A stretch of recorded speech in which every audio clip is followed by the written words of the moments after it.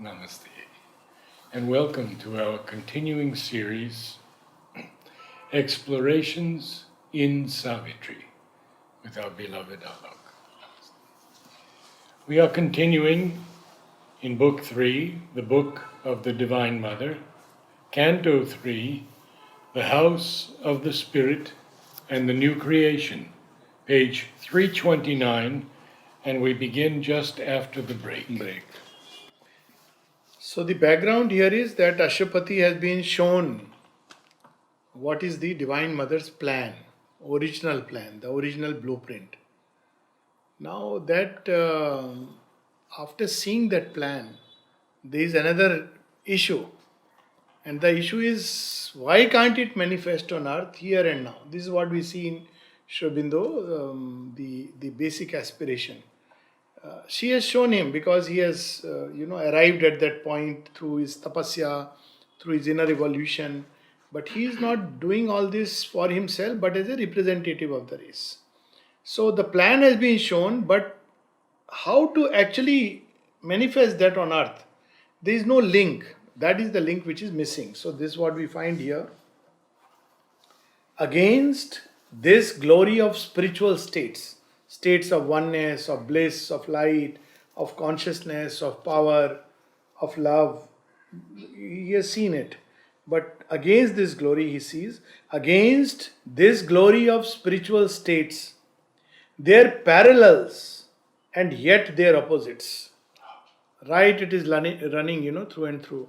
Several places in the agenda, Mother says, the world of truth is like a lining just behind this world of falsehood. So closely they are running. But the whole thing is to make bridge. So if you read after 56, almost in one way we can summarize that she was building bridges at different levels. She speaks of that now the bridge is being built, now here the bridge has been built, finally cellular bridges, all these, without these bridges there will be no connect. Their parallels and yet their opposites floated and swayed, eclipsed and shadow-like, as if a doubt made substance, flickering, pale.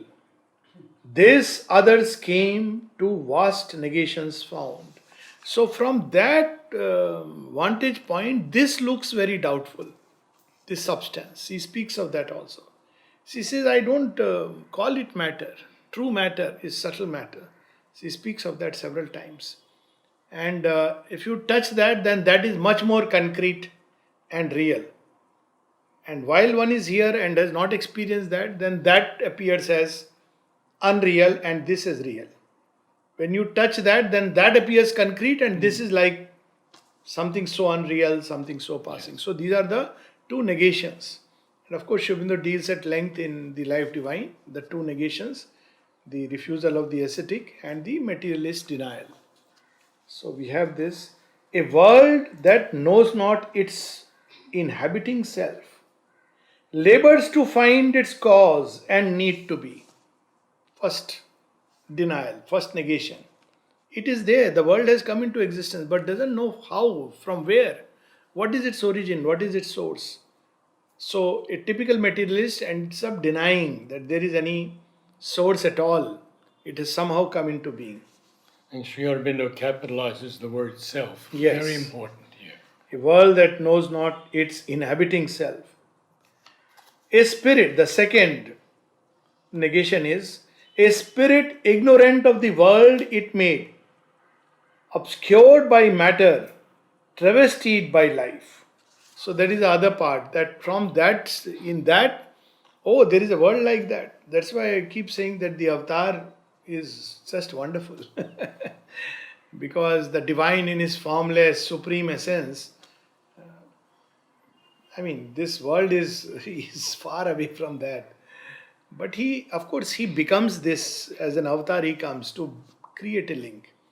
So the same Supreme, when he is here as the avatar, that is something marvelous. Because he understands. He becomes us, he feels the pain, the agony, the issues, the problems, so he knows. But the Supreme there would say, come, there is no grief, nothing, come here. That's how it will be. but he chooses to come down Yes, so to that is uplift the us. that is the beauty, saving grace Yes. and the savior grace. I very personally, I must say that always, whenever there is a feeling between supreme out there, some people feel more easy to connect with that. But I find it's much more simpler to connect with Sri Aurobindo and the mother. Not only simpler, I naturally feel drawn that what is the use of being there or in the depths if this is the The ultimate. ultimate? Yes. But he comes here, he becomes that. So this is so wonderful. He becomes like us.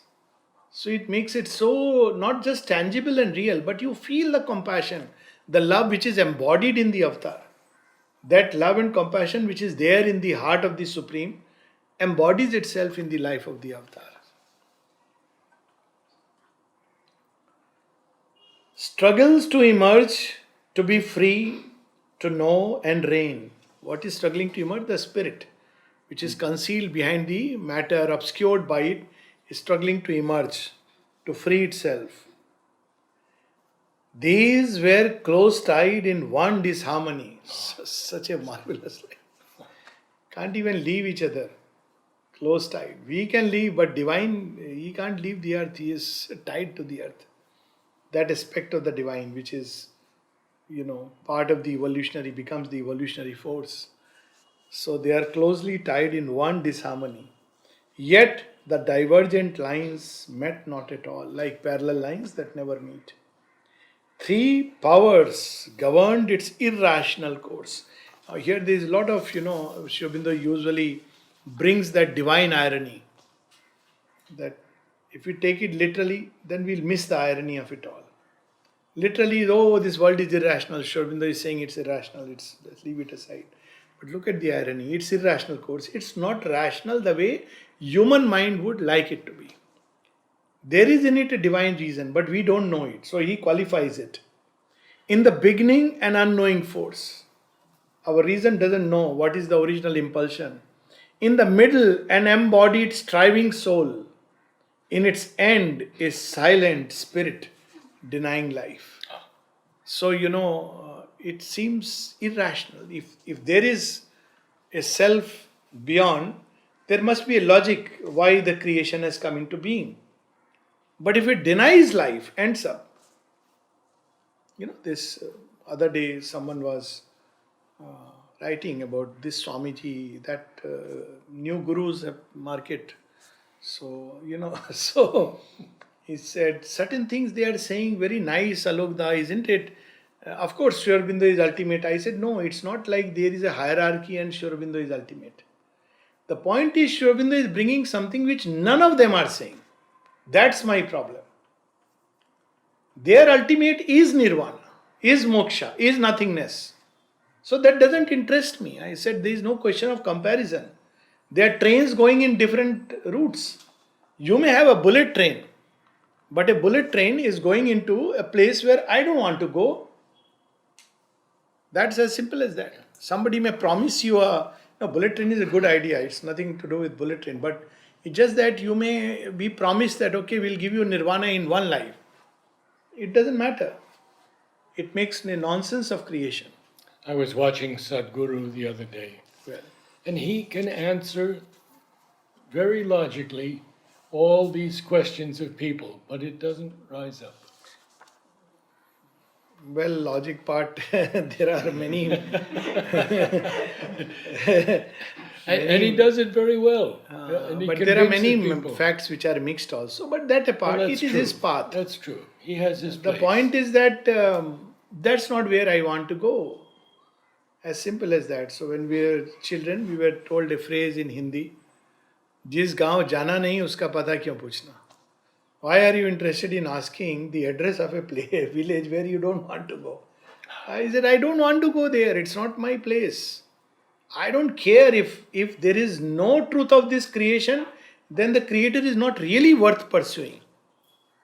Because when you look around, it's not about your life. You may be very happy.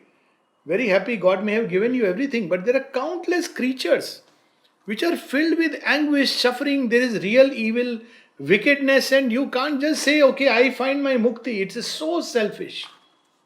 And the only person who gives the full answer and the radical remedy and the ultimate destiny is Sri Aurobindo, and none and none and none. At least all the spiritual literature that I have read, even those who speak about intuition and people try to compare, but this answer no one has given. So see how Sri Aurobindo is actually experiencing. It looks like, oh, this is what you feel, we feel. And Sri Aurobindo says, yes, this is how it is strange, irrational. A dull and infelicitous interlude unrolls its dubious truth to a questioning mind, compelled by the ignorant power to play its part and to record her inconclusive tale. Look at it. Dubious truth. Yes, of course, it is true, but strange truth, out of which has emerged this. Out of Sat has emerged what we experience as Asat. Out of Chit Tapas has emerged what we experience as weakness and limitation and ignorance and error. Out of Ananda, this play of pleasure and pain. So, But he is also showing us what we feel yeah, in these lines. Yeah. These are our experiences. he connects, and this is so true. But he will take us to the ultimate plan, which is hidden. The mystery of our inconscient plan and the riddle of a being born from night by a marriage of necessity with chance. So this is how we experience life. The marriage of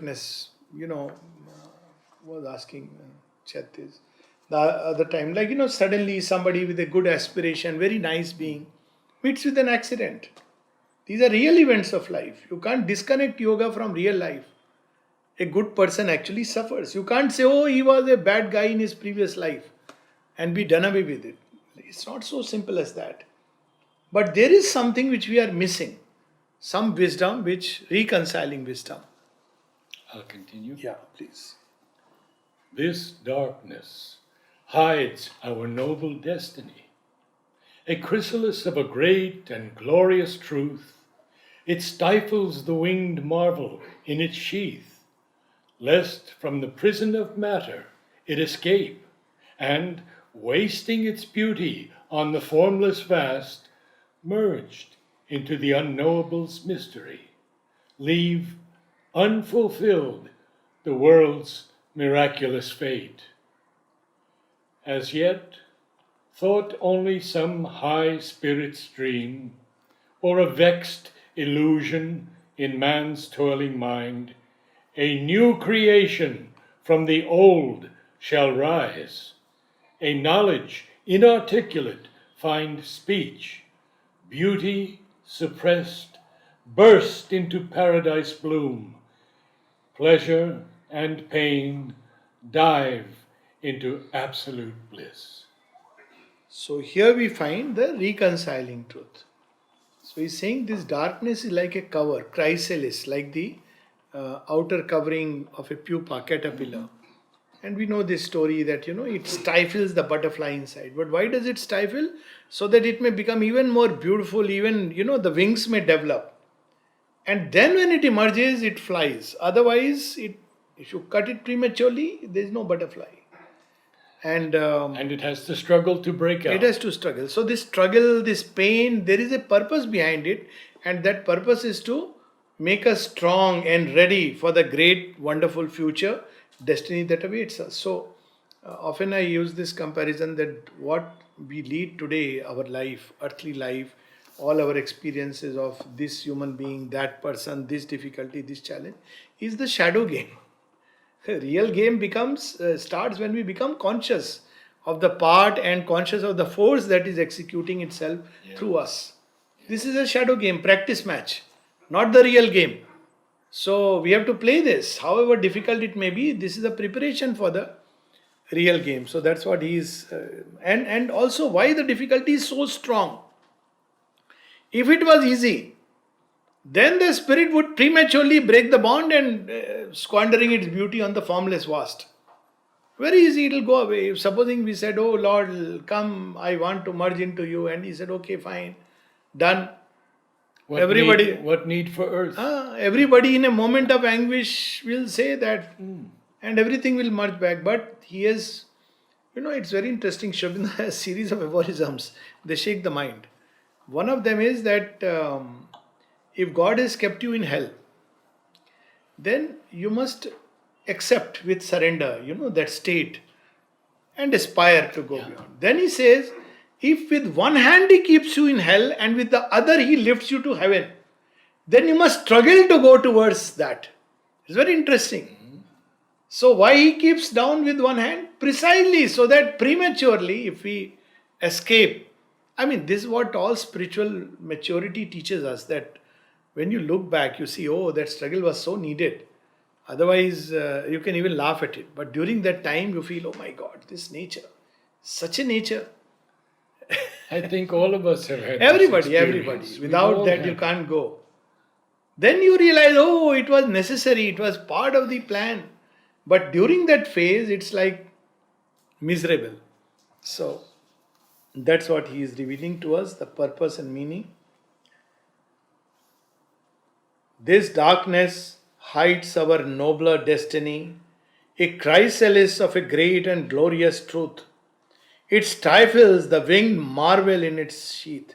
Sometimes so wonderful to appreciate just the words that should,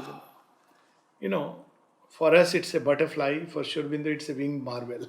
That is the difference between a divine vision.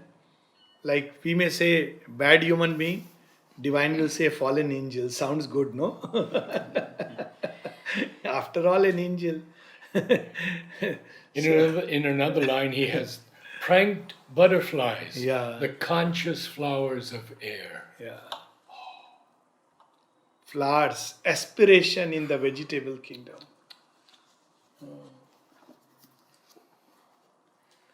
It stifles the winged marvel in its sheath, lest from the prison of matter it escape.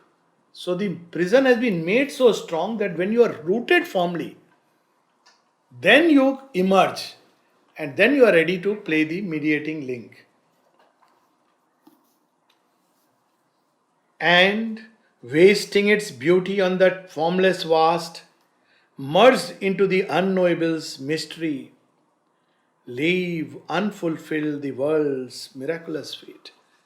What's the point of going to heaven and doing great deeds? A lot of good people there. This is heroism, to create something here. That's what Savitri tells in the end. Yes. Heaven needs us not. A lot of angels working there. But this is where to create amidst difficulty.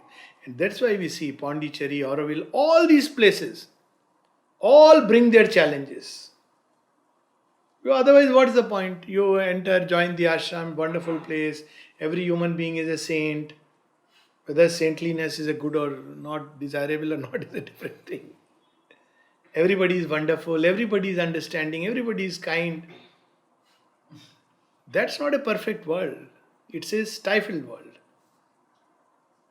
That should happen only when human consciousness has grown to that point. Yes, very true. It should happen from within. It is not like with an external rule. Often people, feel that by some external mechanism, oh, this is so simple, why these people make complicated? Because the solution, at least in here, in Pondicherry, and I'm sure in all places connected with Sri Aurobindo, the solution has to be found from within outwards. At least so many years working in centers and being in the ashram, I have realized you cannot have any external solution. It won't work. It will work very temporarily and it will vanish. It has to come from within. And that's the challenging task, very challenging, extremely challenging. But then after a while you begin to enjoy because you love challenges. But there is nothing like a ready-made, sometimes one wonders, oh, it is such a simple thing. All that, why can't they make a little rule like that? Isn't it? They made all the absurd rules. Why can't you make a simple rule like this? Well, because here the freedom has to come from within. All the rules which are like prison. I'll give you one example. People come from outside. So, they're so full of love, bhakti. Outside you're Those who are devotees, they feel like, what shall I say? It's like breathing that air. They want to come here and just be at the samadhi because it's so painful to live out there, isn't it? So they rush, and I have experienced this. 7 o'clock you reach, and first thing you want to do is just take a quick wash and go to the samadhi. And then suddenly you're stopped at the gate and you get a rude shock. Gate pass. Now you are wondering. No cell phones. No cell phones. You're suddenly hearing some voices. No cell phones, sir. I have no this, no that. You're wondering. But all this is happening so that one day we learn that the within and the without are one truth. Going inside should not be because you are missing it. It is to enrich it. You find the divine everywhere, and when you go there, there is a doubling, tripling, infinity of joy because you are now physically in contact. This takes time to learn. I learnt it through a very, very painful experience. That time painful. My birthday was next day. I went one day before because I had to leave that night. My posting had come, so I had to leave that very night. So I went one day before and asked that I want to go to Sri Aurobindo's room. We allow only on birthdays. It was not my birthday. We allow only birthdays. And right in front of me, somebody has been allowed for meditation, speaking in Bengali. I understand Bengali, but I behave as if I don't understand. So I said, okay, but I felt very sad. I said, my God, I have to take permission on this. So I sat below. And for some time I was feeling bad because I am going all the way to Jorhat, far off, when I will come. But then I had one of the most beautiful experiences of my life. And its sum and substance was that you don't have to come there. I am there. And it may sound a little presumptuous, but the Lord literally saying, I will come to you. And this you is not me. It applies to everybody. If you are seeking. After that, this mindset broke. Then it was like a discovery which is constant everywhere in a new way. But of course, when you come to the samadhi, it's just wonderful because it's her house. But she is everywhere and, present. So this is the process. Otherwise, it's so easy. That's why sometimes when things are very easy, we don't really grow. That is the other difficulty. Merged into the unknowable's mystery, leave unfulfilled the world's miraculous fate. He is using the word miraculous. Means this change will take place if we read the passage suddenly and unexpectedly. Everywhere we see this, and earth grow unexpectedly divine. Yes. It's like miraculous fate. How just like a butterfly emerges from a pupa one fine morning and you are wondering what has happened. So like that, for a long time, it's like stifling passage. One fine day, as I was saying, I can pinpoint a moment when the change took place. So this is how the change will take place, but there will be a long journey towards it. As yet, thought only some high spirit's dream or a vexed illusion in man's toiling mind, a new creation from the old shall rise. So many will say, oh, this is another illusion. All this creation is a dream. But after all, who is the dreamer? The Lord is the dreamer. And the dream. And the dream. So it has to end in a beautiful way. This is only the interval. We have paid for the full movie. We shouldn't get up halfway through. Trust His wisdom. So what a great, this is a very powerful line. A new creation from the old shall rise. In knowledge, inarticulate finds speech. Beauty suppressed burst into paradise bloom.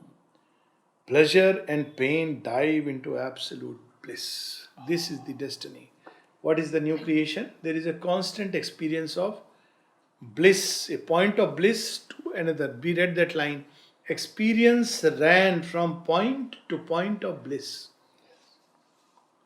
The bliss of oneness, the bliss of multiplicity, the bliss of barrenness, the bliss of, things, enriched life, everything will be different modes of bliss. A tongueless oracle shall speak at last. The superconscient conscious grow on earth. The eternal's wonders join the dance of time. That means all events, happenings, in them one will experience the touch of the eternal. Such will be the rhythm. All life will be a miraculous unfolding because it will be a dance of the eternal. Right now it's a Kali's dance. Shobinda says two are the measures of the cosmic dance. One is the dance of Kali. And what waits behind the dance of Kali is the dance of Krishna. So, it still waits for its hour. When Kali has cleared the ground, then we are ready to clasp Krishna.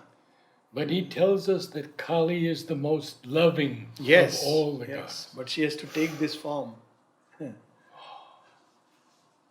He who can bear the onrush of Kali? He whom Krishna already possesses. Like that, we have two aphorisms.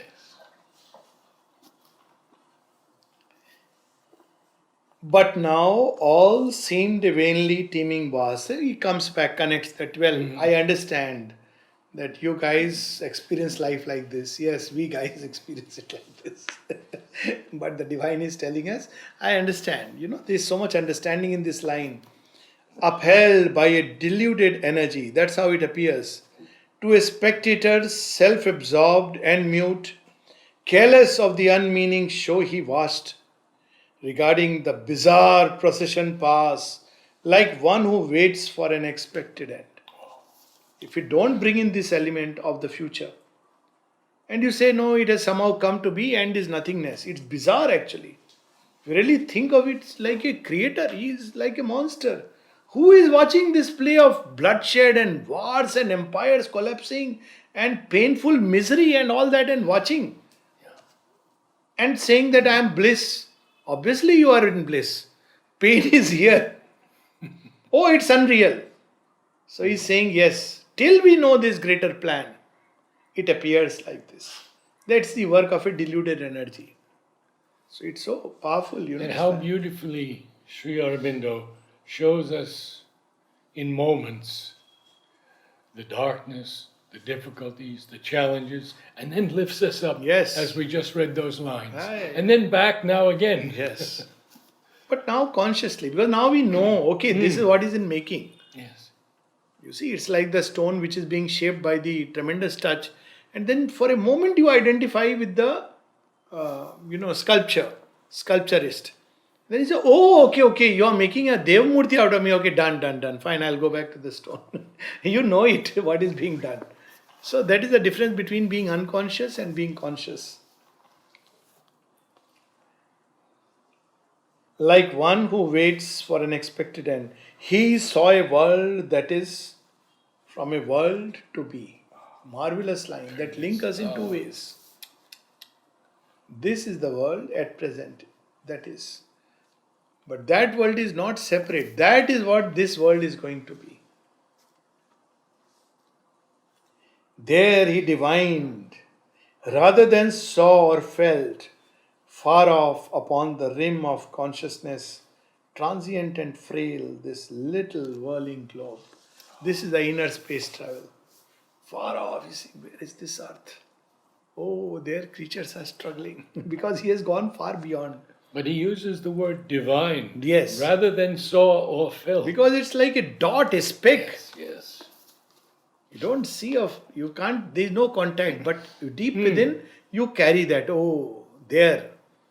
And on it left like a host, and on it left like a lost dream's vain mold, a fragile copy of the spirit's shell, his body gathered into mystic sleep. So he connects, oh, there's my body. When somebody told him that, I believe the soul is in the pineal gland, and that's why when you shoot a man in the head, you die. Strange theories. Nirodha asked him. So he said, a person can die shooting anywhere, but as far as soul being here is concerned, I have left it long back from this region. And I continue to live. He was, the body is like a shell you experience. And Mother describes it that how it can even be made to move and walk and talk. For 2 weeks, he remained absorbed in that trance, far away. And she would separate 12 bodies. What about the body? She says it continued to move, speak, and even do some simple things on its own. That was her experience. So, a foreign shape it seemed, a mythic shade. The body itself appeared like a shade, a shadow.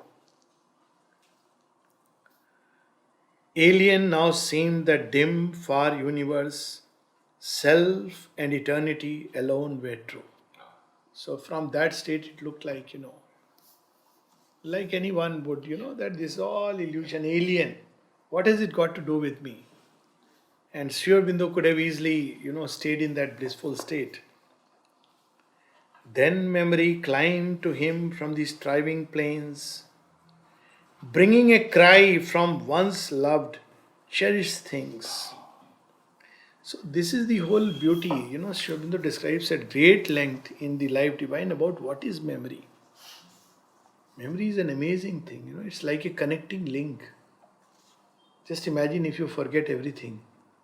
There is no link anymore between the past, the present, and the future. But it's not Trikala Titavastha.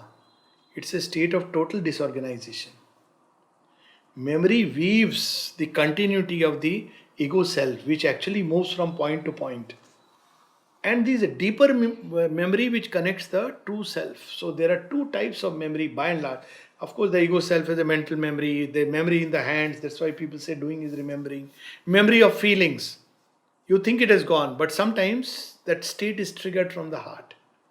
Memory in the vital. So there are several kinds. So this memory, he has not cut that cord of memory. So through it, it climbs. What does he experience? Is a cry from loved, cherished things. And to the cry, as to its own lost call, a ray replied from the occult supreme. This cry reminds me of two experiences. One place where mother is going through all the struggle, painful struggle of the body, yoga of the body and the cells. And at one place she shares that, what an agony this is. And then she says, but it must be done this time. Why? What shall I tell Amrita and Pavitra? They have been waiting for it for a long time. Because these children have not come only this time. I have promised them. So she is ready to go through that struggle. Another, this memory and this cry climbing. So when Sri Aurobindo physically withdrew, so the mother remained in her room for 12 days. She didn't come down. And she would watch. And later on she said, there was a task given to each one. Everybody was continuing. There was some kind of a, what is going to happen. To Pranabda, she had given one task. You just be near me. Just go, come back. So he describes it for 15 minutes he used to go. Quickly go, whatever wash, come back. And he was just with the mother. Much later, mother describes his role. He says, I had this urge because, imagine if the Lord, what else can hold her grace and love on earth? So she would very spontaneously, naturally have a tendency to just go far into the beyond and say, we'll see again. For the divine, it's very simple in that state. Okay, we'll come again and do this after another 5,000 years. She says during that time she would hear a voice from below calling her, Ma, Dada's voice. That would connect the link and she would come back. Because in material consciousness he represented the aspiration in matter. Yes. So at matter, within matter, this voice is arising. And she would come back. So this, after some time, she saw all the children who were becoming morose, and it's described so beautifully. They're all feeling morose. Then suddenly, one day, the mother decided to come down and give darshan. So they describe that we went past her and looking at her smile, we forgot everything. She erased everything from everybody's memory. Otherwise, people like Champakla, Nirodha, and they didn't know, imagine that state. When Nirodha asked, because he used to sleep in Sri Aurobindo's room. So he asked, hesitatingly, what shall it mean? Some room will. No, you continue sleeping. Everybody's memory, that pain, what pain it must have been. It's the biggest, if I think about it, there can be no other tragedy, if you want to call it, greater than the Lord suddenly disappearing. This for a devotee, a famous line of this Amir Khusro, when his master Nizamuddin he died, he was not there. So when he came to know, he comes all the way from Afghanistan and he writes a couplet. He says, "Chal Khusro ghar aapne, ab rehna bhai videsh." Now night has fallen upon this world. Let's go back to our home. It's you can't even imagine what it means. But the mother came at the end of 12th day, and seeing her smile, people forgot everything. What all she must have absorbed, that she alone knows. So this memory calls, and there is a reply. For even there the boundless oneness dwells, to its own sight unrecognizable. It lived, still sunk in its own tenebrous sea. So we have forgotten, we think we are separated. But there is a oneness, even there. He is still there, out there. This here becomes there. Even there, the boundless oneness dwells. There is a link which connects us to the Supreme. It lived, still sunk in its own tenebrous seas, upholding the world's inconscient unity, hidden in matter's insentient multitude. We see separate objects, but deep within there is the unity because of the divine presence. So that is how the link is there. It opens so many, wonderful things. That means that our prayers are actually heard. Actually, if this is an illusion, then everything, our effort has no meaning. Shobindo raises this question. He says, if this is an illusion, then who is trying to escape and from whom? If you make an effort in illusion, it's an illusion. But if we know there is a link, there is somewhere deep within a conscious oneness. We feel separated, but from the divine point of view, we are never separated. Then our prayers, aspiration, hopes, everything carries a meaning. A prayer, a master act, a king idea can link man's strength to the transcendent force. Then miracle is made the common rule. Yes. This seed self, sown in the indeterminate. So this seed self is of course the psychic seed within us. The divine has already sown, he has already planted his army inside, his seeds of light. When cosmos there was nothingness, so-called nothingness, then he was planting the seeds of light, indeterminate, before anything took form. In the Life Divine he describes at great length. But look here, all that is so simple. Indeterminate, nothing has started, taken its step towards form, any kind of form. Whether we call form of cosmos, form of things, objects. Before that, our souls have plunged. That's what Mother says. All of us decided together and we came into this before time began. So time and space form starts. So in that nothingness, he has sown the seed. Seed self forfeits its glory of divinity, concealing the omnipotence of its force, concealing the omniscience of its soul. So we were asked that will you work there? Yes. You are my decoy, God is saying. What is it called nowadays? God's undercover agent. Undercover agent of light. Okay, but something we should remember is that she said that all of us came down for this particular purpose. Work. And then the transformation. But you have to first conceal, otherwise light will not welcome you. Darkness, you see, if darkness sees it is light, it will vanish. So it has to forfeit. So it hides it within. If it sees the omnipotent is coming, it will run away. So we come as if we are nobody and nothing. That true self, not we as this little personality. And he sows it into the darkness. Darkness receives it all right. This nothing. It doesn't know that this seed is going to grow into a seer and a sage and change my entire, upset my dark little world. An agent of its own transcendent will, it merges knowledge in the inconscient deep. That's why we accepted ignorance. Look at now, the whole poise is changed. Why we became ignorant? We accepted it. Why? Because thus alone can the great journey begin. And the next line says it. Yes. Accepting. Accepting error, sorrow, death and pain, it pays the ransom of the ignorant night, redeeming by its substance nature's fall. So this psychic is like a divine substance. This very presence is going to begin to change. It works upon matter. That's why matter evolves. Now he's giving us a completely different and wonderful picture. Who chose? We chose. Destiny is what? Ananke is our own choice, decree. We chose to merge ourselves into it. Why? Because the purpose is to transform it. It fully changes the whole perspective from the highest point of seeing. Not that some, Eve came and offered us some gulab jamun to eat, and we ate and we fell. It is, of course, that story is also very marvelous. Mother says the apple is it's the tree of knowledge. Tree of knowledge, yes. And the iridescent serpent is the evolutionary force. It's not a hostile being. Right. So it tickled to know, and from that state of unconsciousness we fell to grow conscious. But that initial thing is a fall because the divine simplicity and spontaneity is lost. Yes. All that must become now conscious beings. So this is the same story. So we accepted it. It's not that we were driven away.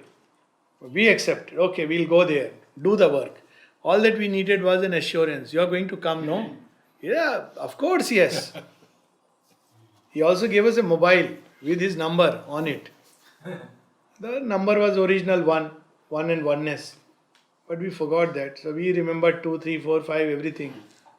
But we forgot the one. So, himself he knew, and why his soul had gone into earth's passionate obscurity to share the labor of an errant power which by division hopes to find the one. This errant power is the ignorant nature which hopes to find the one through division. Why? Because this one is infinite. So because he is infinite, it tries to recapture itself, to rediscover it through these various means. But he knows himself. He knows. It is then you discover. Two beings he was, one wide and free above, one struggling, bound, intense, its portion here. A tie between them still could bridge the worlds. I think we can stop here. Yeah. These two lines. Two beings he was, one wide and free above, one struggling, bound, intense, its portion here. This is the Dvasuparna of the Upanishad. But he is bringing the missing link. What is really joining the two birds? That has to be created. Why can't this too be the enjoyer? Which it is not. So one is eating the fruits, the other one is watching it. Yes. Enjoying the whole scene. So we'll stop here. We'll continue tomorrow. Very Same good. time. Yes. This what is going to come is a very interesting passage, Yes. which I feel is like description of Matri Mandir. Oh yes, yes, yes. Yes. So we'll have a visit to Matri Mandir tomorrow.